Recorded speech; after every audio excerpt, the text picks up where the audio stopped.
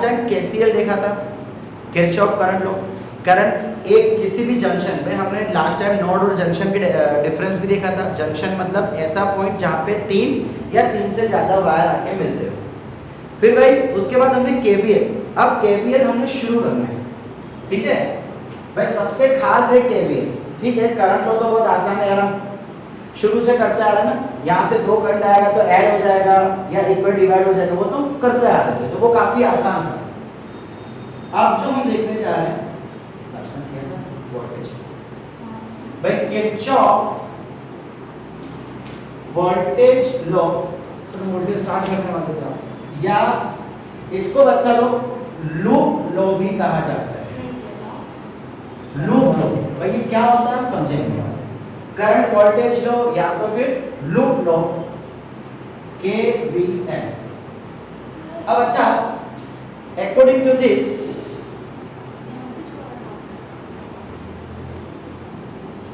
हाँ बस ठीक है। तो अकॉर्डिंग टू दिस भाई किरचॉफ वोल्टेज लॉ क्या कहता है, the algebraic sum of change in potential in any closed loop is always 0। भाई क्लोज लूप का क्या मतलब है, एक क्लोज सर्किट। क्लोज लूप का मतलब है क्लोज सर्किट, वो ये कह रहा है कि भाई किसी भी सर्किट में चाहे जितने भी रेजिस्टेंस, कैपेसिटर या बैटरी आ जावे, उसका एक्रॉस, हर कंपोनेंट के एक्रॉस जितना भी पोटेंशियल चेंज हो रहा होगा, अगर मैं उसको ऐड करूंगा तो उसका आंसर हमेशा 0 आएगा। देखो कहीं पे पोटेंशियल बढ़ता है तो कहीं पे पोटेंशियल कम होता है। हमने कैपेसिटर पढ़ा था, कैपेसिटर क्या करता है, पोटेंशियल को जमा करता है, एनर्जी को इकट्ठा करता है, देखा था ना हमने, एनर्जी स्टोर करने का काम, तो उसका पोटेंशियल बढ़ता है। लेकिन रेजिस्टर के कारण पोटेंशियल कम होता है। अब बैटरी की बात करो तो डिपेंड करता है कि हम कौन से टर्मिनल से कौन से टर्मिनल जा रहे हैं, ठीक है, वो भी देखेंगे। तो भाई देखो ये चीज बहुत ही ध्यान देने वाली है। इन एनी क्लोज लूप, मैंने जानबूझ के इसको इस तरीके से लिखा है। ये क्या कहना चाह रहा है, मान लो यहाँ पे एक रेजिस्टर है, यहाँ पे एक बैटरी है और यहाँ पे भी एक रेजिस्टर है। अब भाई ये क्या हो गया, एक क्लोज लूप हो गया, एक क्लोज लूप। मैं इसको नाम देता हूँ ए बी सी डी। अब भाई मैं यहाँ से चेंज इन पोटेंशियल की शुरुआत करता हूँ, यहाँ से जाऊंगा मैं इस टाइप से जा रहा हूँ, ठीक है, मतलब यहाँ का सबका पोटेंशियल डिफरेंस जो है वो ऑलवेज 0। यानी कि इसको हम ऐसा लिख सकते हैं, सिग्मा डेल्टा V इज 0। इसका मतलब क्या हो गया कि भाई एल्जेब्रिक, अच्छा बच्चा एल्जेब्रिक क्यों लिखा गया है, एल्जेब्रिक इसलिए लिखा गया है कि जो पोटेंशियल ड्रॉप होता है हम उसको नेगेटिव में भी ले सकते हैं, पॉजिटिव में भी। अभी 2 मिनट बाद देखेंगे, ठीक है, प्लस माइनस दोनों होता है। तो भाई plus minus V1 plus minus V2 plus minus V3 and so on is always equal to 0, is always equal to 0। ये बताया था हमको किरचॉफ वोल्टेज लॉ है। वोल्टेज लॉ इतना ही है। अब इसको कुछ समझने के तरीके हैं। जैसे कि मैंने आपसे कहा भाई पोटेंशियल प्लस में भी लिया जाता है, चेंज इन पोटेंशियल प्लस में भी लिया जाता है, माइनस में भी लिया जाता है। कब? देखिए बहुत ही इजी सा कॉन्सेप्ट है, आपको याद रखना है कि अगर आप मूविंग फ्रॉम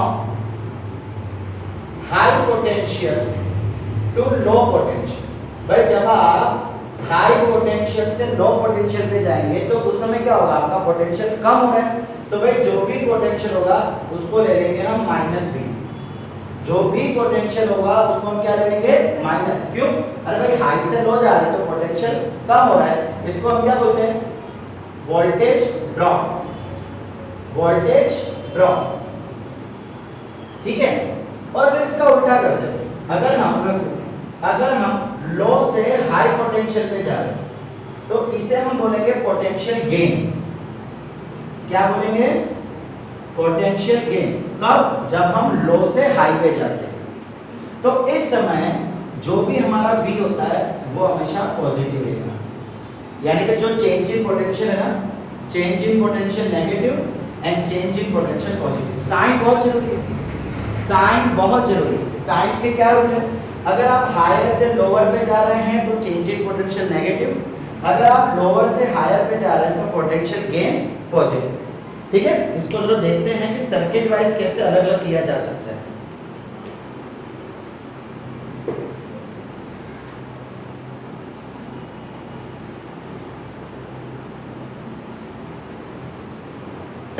भाई सपोज करो कि आपके सर्किट में कोई बैटरी है इस तरीके से। अब हमने क्या बोला है कि आपको एक लूप बनाना है। सपोज करो आप यहां से यहां जा रहे हो, मतलब आप यहां से यहां चेक कर रहे हो, तो आपने क्या किया, बैटरी के पॉजिटिव टर्मिनल से नेगेटिव टर्मिनल पे आए। भाई पॉजिटिव से नेगेटिव मतलब ये हाई हो गया और ये लो हो गया, ये हाई हो गया और ये लो हो गया। तो जब हम हाई से लो पे जाएंगे तो चेंज इन पोटेंशियल कितना होगा? हमेशा चेंज इन पोटेंशियल हो जाएगा हमेशा माइनस। याद रख क्या चीज, अगर हम पॉजिटिव से नेगेटिव टर्मिनल पे जा रहे हैं बैटरी का, भाई एक्चुअली देखो एक्चुअली होता क्या है,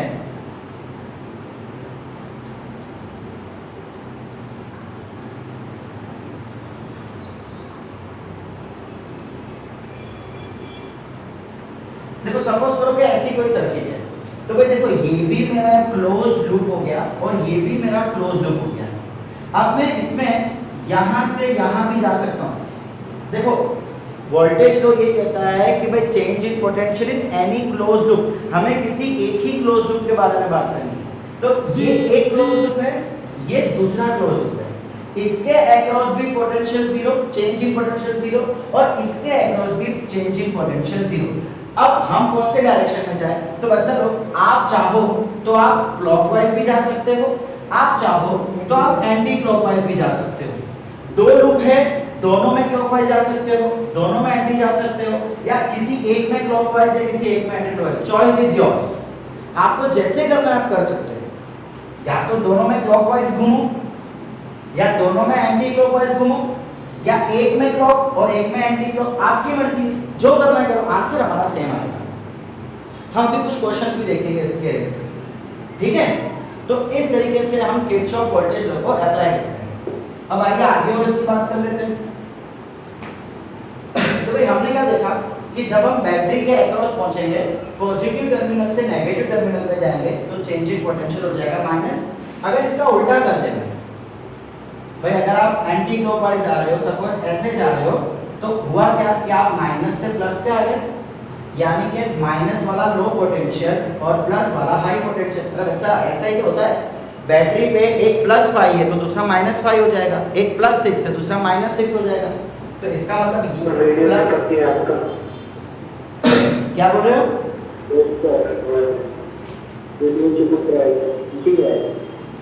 ओके, अभी आगे और तकलीफ हो तो बताना।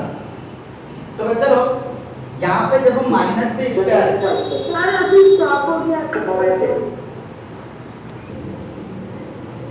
तो भाई जब हम यहाँ से यहाँ आ रहे, मतलब हम माइनस से प्लस पे जा रहे हैं, लोअर से हाई, तो इस समय जो चेंज इन पोटेंशियल है वो हो जाएगा पॉजिटिव। ठीक है, ये बात हो गई बैटरी की। अगर मैं रेजिस्टर की बात करूं भाई, अगर मैं रेजिस्टर की बात करूं, मान लो कि आपका करंट यूं जा रहा है और आपका जो लूप का जो पाथ है वो भी ऐसा ही है, लूप का पाथ भी ऐसा ही है। तो भाई करंट कहां से कहां जाता है? करंट हमेशा हाई पोटेंशियल से लो पोटेंशियल पे जाता है।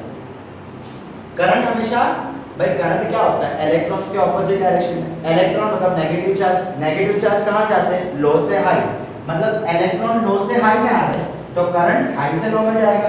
तो बच्चा लोग हमने क्या देखा था, हाई से लो में जाएंगे तो change in potential is always negative. भाई प्लस माइनस याद रखो, सब समझ आ जाएगा, बहुत आसान सी चीज है।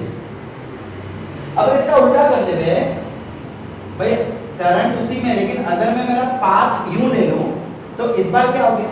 इस बार क्या हो गया भाई? ये हाई पोटेंशियल, ये लो, हम लो से हाई में जा रहे हैं, इसका मतलब इस बार का चेंज इन पोटेंशियल हो जाएगा पॉजिटिव। समझ आया? चलो बैटरी के थ्रू, रेजिस्टेंस के थ्रू। अच्छा भाई याद रखने के लिए खाली एक याद रखना है क्या भाई, अगर बैटरी है, सेल है, बैटरी है, तो जब आप नेगेटिव से पॉजिटिव जाओगे, नेगेटिव से पॉजिटिव, तो आपका पोटेंशियल डिफरेंस पॉजिटिव हो जाएगा। और रेजिस्टर की अगर मैं बात करूं तो रेजिस्टर में देखो करंट के ऑपोजिट डायरेक्शन में अगर आप जाओगे, ऑपोजिट टू करंट, तो आपका चेंज इन पोटेंशियल पॉजिटिव हो जाएगा। करंट के साथ में जाओगे तो नेगेटिव, करंट के ऑपोजिट में जाओगे तो पॉजिटिव, और इसमें अगर आप माइनस से प्लस में जा रहे हो तो पॉजिटिव वरना नेगेटिव। खाली याद रखने के लिए बता रहा हूं, बाकी कॉन्सेप्ट तो ये है, ये तो खाली याद रखने का तरीका है, बाकी ये हमारा पूरा कॉन्सेप्ट है। यहां तक कोई प्रॉब्लम बच्चा लोग? भाई एग्जांपल रिलेटेड टू इट, भाई शुरुआत करते हैं बहुत ही इजी से, एकदम सिंपल सर्किट से शुरुआत करते हैं।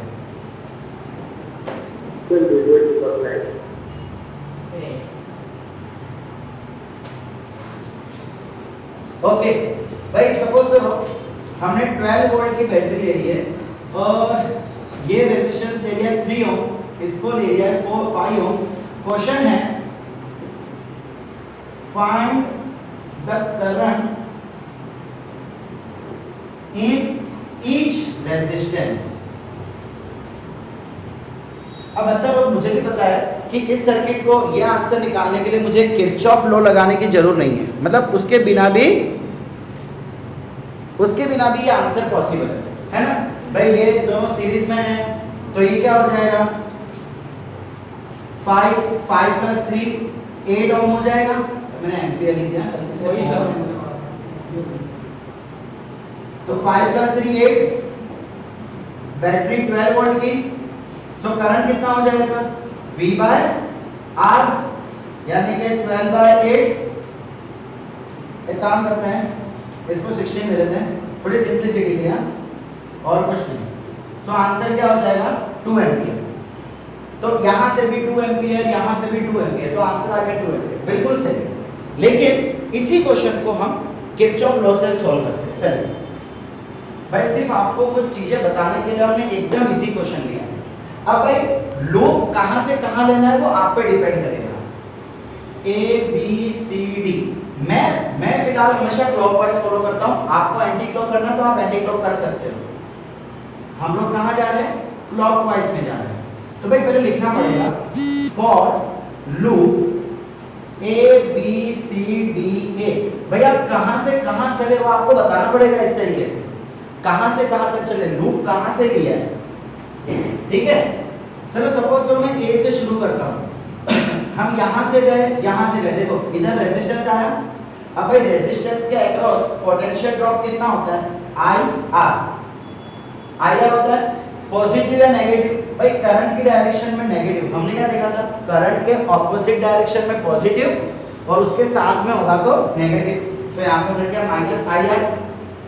फिर वापस इधर आ गए, इधर भी करंट के डायरेक्शन में, देखो हमारा पाथ यहां से यहां है, तो इधर भी हम करंट के डायरेक्शन में करंट। अच्छा एक चीज और भाई, इसको मैं ऐसे कर लेता हूं।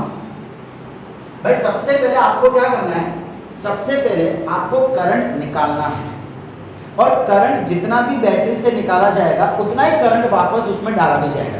ये रूल याद रखना, जितना करंट आप बैटरी में से निकाल रहे हो उतना करंट वापस उसमें जाना चाहिए। इसका मतलब अगर मैं यहां से I करंट निकाल रहा हूं तो इधर भी I, इधर भी I और वापस I। देखो I करंट यहां से निकला और I करंट वापस इधर चला भी गया, ठीक है। तो ये हो गया -IR1। यहां पे कितना लिख लेंगे भाई, ये भी करंट के डायरेक्शन में हम जा रहे हैं, तो करंट की डायरेक्शन में -IR2। फिर यहां से इधर आ गए। अब भाई इधर जब हम जाएंगे तो इधर क्या होगा, नेगेटिव से पॉजिटिव, भाई छोटे से बड़ा, इसका मतलब ये हो जाएगा पॉजिटिव ही। समझ आ रहा है भाई, हम जब यहां से यहां आए करंट की डायरेक्शन में नेगेटिव, करंट की डायरेक्शन में नेगेटिव। बैटरी के बारे में क्या सीखा था कि अगर नेगेटिव से पॉजिटिव जाएंगे तो changing potential plus, according to KVL sum of change in potential is always 0। Value लगा दो, माइनस आई, R1 कितना है 3, तो minus 3i minus 5i plus इसका पोटेंशियल कितना है 16 is equal to 0, minus 3 minus 5 minus 8i plus 16 is equal to 0, 8i वहां चला जाएगा, 16i is equal to 8i। i की वैल्यू ढूंढनी है तो कैसे मिलेगी, i is equal to 16 divide by 8। देखो क्या आंसर आया, अभी भी वही आया जो पहले आया था। तो आंसर में डिफरेंस नहीं आएगा भाई, ये तो सर्किट बहुत इजी थी तो यहाँ पे सीरीज के थ्रू हो जाता है, लेकिन अगर सर्किट डेंजरस आ गई तो प्रॉब्लम की बात है। वो भी हम देखते हैं कैसे उसमें करेंगे।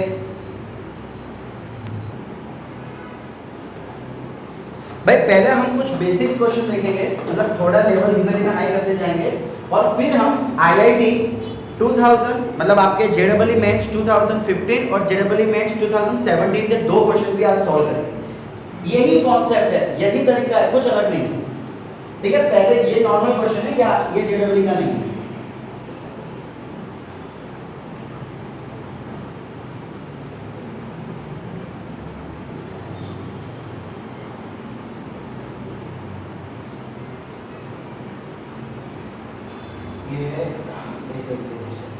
ये दिया हुआ है 2 ओम, ये 1 ओम, ये भी 2 ओम, ये 4 वोल्ट, ये 10 वोल्ट और ये 1 ओम।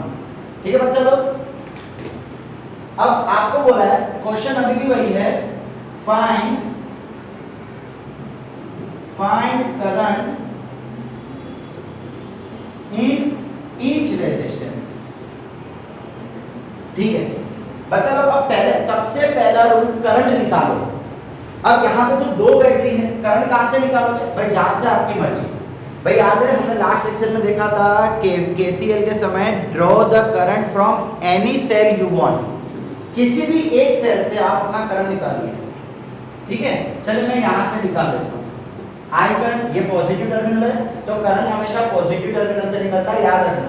सो यहां भी आई, यहां भी आई, यहां भी आई, यहां से भी आई, एंड वापस। देखो मैंने एक और चीज कहा था कि जितना करंट निकालोगे उतना ही करंट वापस देना भी है। तो ये आई करंट जा रहा है, मतलब आई करंट इधर भी आएगा। इसकी परवाह मत करो, इसकी परवाह मत करो, ऑब्वियसली ये भी करंट छोड़ेगा, भाई बैटरी है करंट तो देगा ही देगा, लेकिन फिलहाल इसकी टेंशन मत करो, जो भी है जैसा भी है। ठीक है, हमने करंट यहां से निकाला, डन।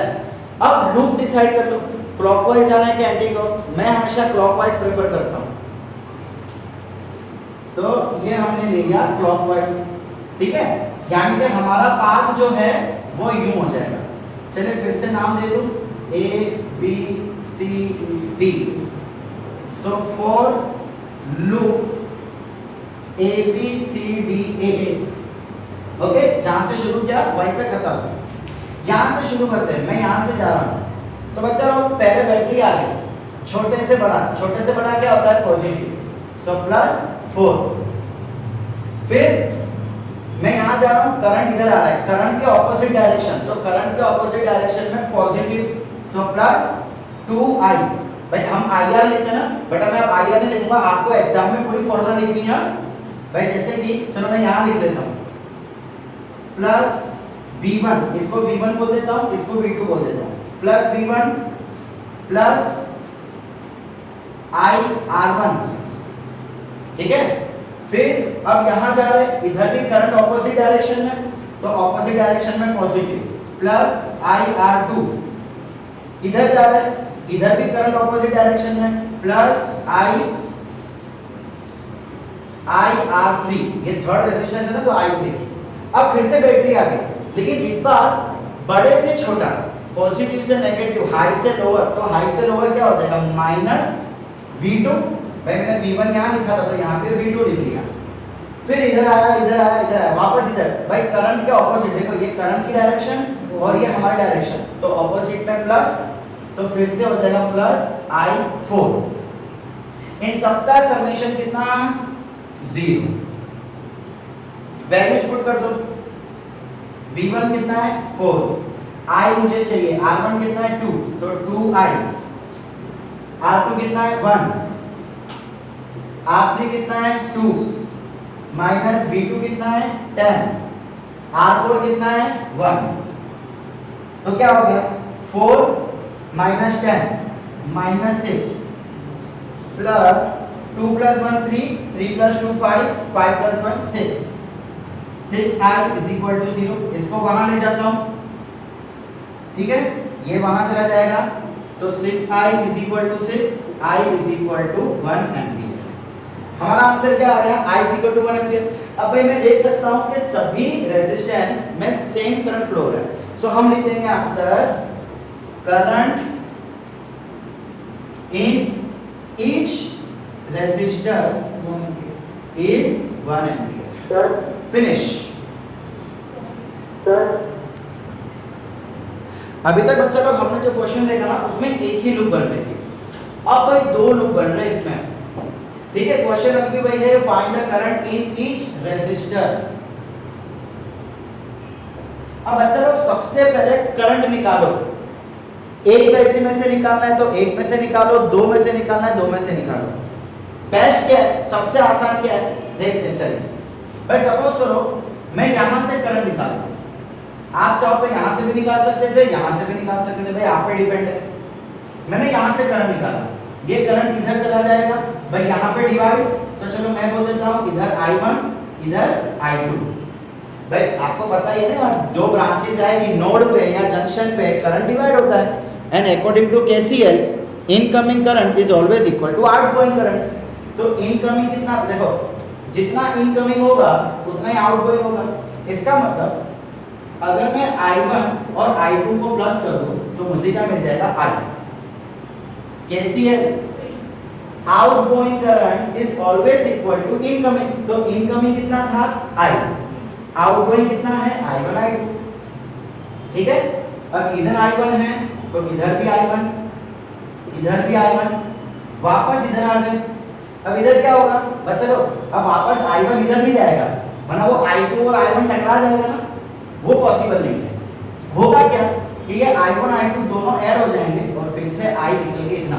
देखो मैंने ये कहा था जितना करंट बैटरी से निकालो उतना करंट वापस उसको दे दो, तो हमने I करंट निकाला एंड वापस I करंट दे दिया। सबसे पहले करंट आपको निकालना है, डिस्ट्रीब्यूट करना है और उतना ही करंट वापस बैटरी में देना है, पहला step. Second step loop decide करो, कहां से कहां तक। देखो इसके अंदर एक अलग लूप, इसके अंदर एक अलग लूप, हम क्लॉकवाइज आते हैं, चलिए। सो ये हो गया क्लॉकवाइज, ये भी हो गया क्लॉकवाइज, दोनों के लिए अलग अलग। इसको मैं लूप 1 बोल देता हूं, इसको मैं लूप 2 बोल देता हूं, ठीक है। भाई हमारे पास यहाँ पे एक ही सर्किट है, लेकिन एक ही सर्किट में लूप अलग अलग बन रहे हैं ना। हमारा KVL क्या था, algebraic sum of changing potential for closed loop. तो यहाँ पे कितने क्लोज लूप बन रहे हैं, एक ये क्लोज लूप, दूसरा ये वाला क्लोज लूप। सर अगर हम बीच में बैटरी होती तो एक ही क्लोज लूप बनता ना। यस, अगर बीच में ये नहीं होता तो एक ही क्लोज लूप, जो पहले जैसे क्वेश्चन किए थे वैसे, ठीक है। सो भाई फॉर लूप 1 इस लूप की हम बात करते हैं। अब चलो मैं डायरेक्टली अब वैल्यू लिखते जाऊंगा, ठीक है। चलो हम यहां से शुरू करते हैं, यहां से वापस इधर। तो पहले बैटरी आई, माइनस से प्लस यानी चेंज इन पोटेंशियल +20, छोटे से बड़ा +20, फिर इधर जा रहे हैं तो करंट की ऑपोजिट डायरेक्शन में, तो +10i, फिर इधर जा रहे हैं, देखो ये करंट की डायरेक्शन में हो गया, ऑपोजिट में नहीं है, तो ये हो जाएगा -10i2, और ये I1 है, सॉरी देखो ये 10i1 ऑपोजिट डायरेक्शन तो माइनस, सॉरी ऑपोजिट डायरेक्शन में प्लस, और इधर क्या हो जाएगा 10i2 अलोंग द करंट है इसलिए माइनस। अब इधर आ गए फिर से बैटरी पे, बड़े से छोटा, बड़े से छोटा क्या होता है नेगेटिव, और वैल्यू कितनी है 10 इज इक्वल टू 0। इसको सॉल्व करो, इसको सॉल्व करेंगे तो 20 - 10, देखो ये 10i1 - 10i2, 20 - 10 + 10 is equal to 0। भाई 10 10 10 कॉमन निकालो यहां से, i1 - i2 + 1 is equal to 0। ये 10 नीचे चला जाएगा, 10 नीचे जाएगा तो 0 बचा क्या I1 minus I2 plus 1 equal to 0, I1 minus I2 is equal to minus 1। यह आ गई आपकी इक्वेशन 1। इसको एज इट इज रखो, इक्वेशन 1 एज इट इज रखो। अब आ जाओ लूप सेकंड में, मैं यहां से कर लेता हूं, ठीक है।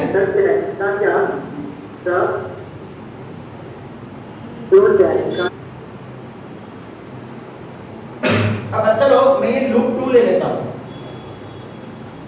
For loop 2।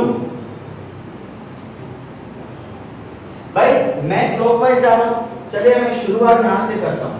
पहले इधर गया तो छोटे से बड़ा, नेगेटिव से पॉजिटिव क्या हो जाता है, प्लस। भाई माइनस से नेगेटिव प्लस होता है, छोटे से बड़ा पॉजिटिव, याद आया। अब करंट की ऑपोजिट डायरेक्शन, तो करंट की ऑपोजिट डायरेक्शन का मतलब 0 पॉजिटिव, सो ये क्या हो जाएगा, प्लस 10 I2। अब इधर गए, वापस इधर आ गए। अब ऐसा तो यहाँ पे तो I है, यहाँ पे I1 I2 भी नहीं, यहाँ पे I है। भाई आप जो I1 I2 जो ले रहे हो ना उसी को रखना है, गड़बड़ी मत करना है। यहाँ पे इधर I1 था, इधर I2 था और इधर I है, तो भाई ये क्या हो जाएगा, ऑपोजिट डायरेक्शन है, तो प्लस 10I। फिर इधर जाएंगे। अब बैटरी के समय करंट से कोई लेना देना नहीं है, बैटरी का बड़े से छोटा यानी कि नेगेटिव, सो ये हो जाएगा -20 इज इक्वल टू 0।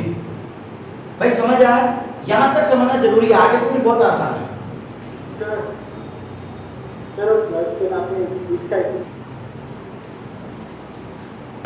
ओके बच्चा लोग इसको सॉल्व करते हैं। तो ये 10 माइनस 20 कितना हो गया, -10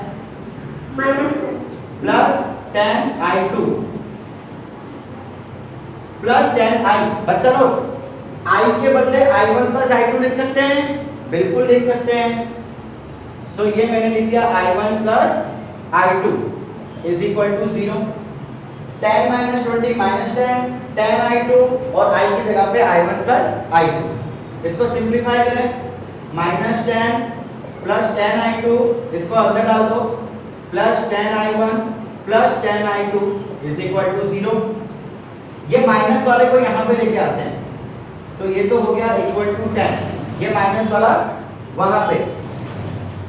अब 10I2 plus 10I2 20I2 plus 10I1। भाई समझ आ रहा है, -10 को हमने वहां पे कर दिया, 10I2 प्लस 10I2 हो गया 20I2 एंड प्लस 10I1।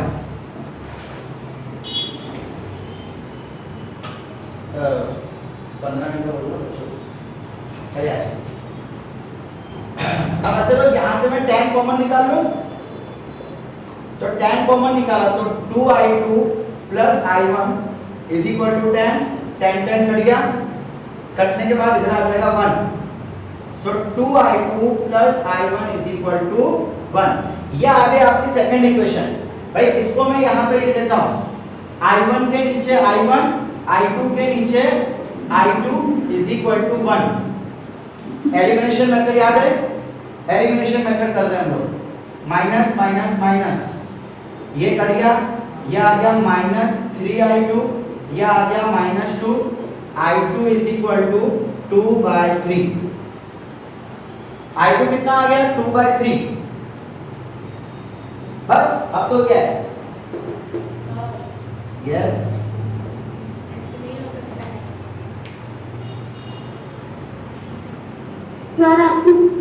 तो बच्चा लोग हमको यहाँ पे ये बोला गया था कि हर एक रेजिस्टर में से करंट चाहिए, इसमें से इसमें से इसमें से इसमें से I। तो बच्चा लोग हमने I2 तो फाइंड कर दिया, ठीक है, यहाँ तक करंट मिल गया। अब I1 फाइंड करते हैं। I1 कैसे फाइंड करेंगे, अरे बच्चा इसको यहाँ रख देते ना, I2 को यहाँ रख देते हैं, so 2I2 plus I1 is equal to 1। I2 की value 2/3 plus I1 is equal to 1, ये कितना हो जाएगा, 4/3 प्लस I1, शांत शांत शांत, 4/3 plus I1 is equal to 1। उसको वहां ले जाओ, भाई थोड़ी जगह की प्रॉब्लम है, फिलहाल मैं यहां सॉल्व कर देता हूं। तो ये 4/3 उधर, I1 is equal to 1 minus 4/3, LCM 3 minus 4 by 3 I1 is equal to minus 1 by 3। बच्चों लोग यहाँ पे I1 माइनस आ गया। पता है लास्ट लेक्चर में मैंने बताया था कि अगर कैलकुलेशन करते समय करंट नेगेटिव आ जावे तो समझ जाओ कि हमारी डायरेक्शन जो है, जो हमने एज्यूम की है, वो एक्चुअल डायरेक्शन से उल्टी है। इसका मतलब I1, हमने I1 इधर लिया है बट एक्चुअली I1 किधर होना चाहिए, यूं होना चाहिए। ठीक है, तो उससे ज्यादा फर्क नहीं पड़ता। तो I1 की वैल्यू कितनी आ गई, अगर मैं खाली वैल्यू की बात करूं तो वो होगा 1/3। माइनस मतलब कि भाई जो उसकी डायरेक्शन हमने ली है वो रियल डायरेक्शन नहीं है, उसकी उल्टी वाली डायरेक्शन रियल है। ठीक है, I1 मिल गया। अब मुझे I चाहिए, तो I के लिए क्या करना पड़ेगा, I is equal to I1 plus I2। Simple. I कितना, I1 कितना है 1/3 प्लस I2 कितना है 2/3। ये हो गया 3/3। आंसर आ गया 1 एम्पीयर। ओके, तो बच्चा लोग देखो, हमको I1 I2 I तीनों मिल गया। बस लास्ट में इतना लिखना है, इसको आप R1 R2 का नाम दे दो और बोल दो कि भाई करंट थ्रू R1, इसको अगर R1 बोलोगे तो current through R1 is 1 ampere. Current through R2, इसको अगर आप R2 बोलते हो तो current through R2 is I2 कितना है 2/3 एम्पीयर। उसको डिवाइड करो तो 0.66 आंसर आएगा। 2 डिवाइड बाय 3 करोगे तो आंसर कितना आएगा 0.6666। और अगर I1 पूछे तो भाई करंट थ्रू 10 ओम मतलब R3 इज इक्वल टू क्या, कहां गया I1 का, ये 1/3। 1/3 करोगे तो आगे आ जाएगा 0.33। ठीक है, पॉइंट में आप कन्वर्ट कर सकते हो, कोई प्रॉब्लम नहीं। समझ आया बच्चा लोग?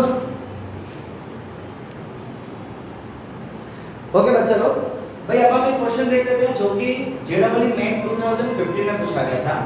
भाई इसमें आपको बोला हुआ है कि 1 एम्पीयर के थ्रू, ये जो 1 ओम के थ्रू कितना करंट जा रहा है वो ढूंढना है। वैल्यूज आपको ऑप्शन दिए हुए हैं, ये डायरेक्शन भी दी है, मतलब ऊपर से नीचे कि नीचे से ऊपर। चलिए भाई, हमारे पास दो सेल है, आप किसी एक जगह से सबसे पहले करंट निकालिए।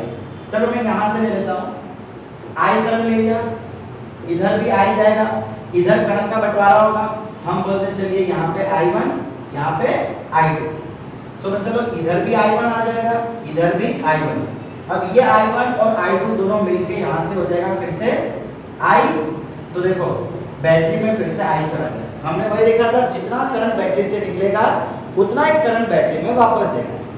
यहाँ पे करंट का डिवीजन हुआ, दोनों फिर से मिले तो I1 प्लस I2 फिर से I हो गया। यानी एक रिलेशन तो अभी भी मेंटेन रहेगा, I is equal to I1 plus I2। ठीक है, चलिए शुरू हो जाते हैं।